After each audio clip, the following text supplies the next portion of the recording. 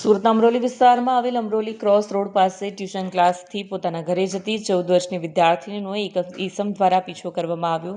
આરોપી વિદ્યાર્થિનીને પોતાની મોટરસાયકલ પર બેસવાની સાથે ફરવા માટે દબાણ કર્યું।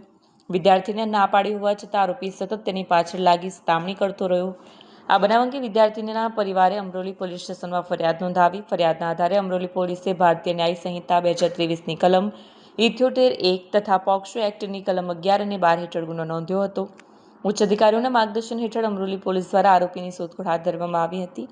આ દરમિયાન સર્વેલન્સ અને બાતમીના આધારે પોલીસ ટીમે આરોપીને કોસા રોડ પરથી ઝડપી પાડ્યો હતો। પકડાયેલા આરોપીની ઓળખ વિકાસ દીપકભાઈ રાઠોડ તરીકે થઈ છે, જે ઉલપાડ અને અમરોલી વિસ્તારમાં રહેતો હોવાનું સામે આવ્યું છે। સમગ્ર કામગીરી અમરોલી પોલીસ સ્ટેશનના અધિકારીઓ અને સ્ટાફ દ્વારા સંયુક્ત પ્રયાસોથી સફળતાપૂર્વક પૂર્ણ કરવામાં આવી હતી।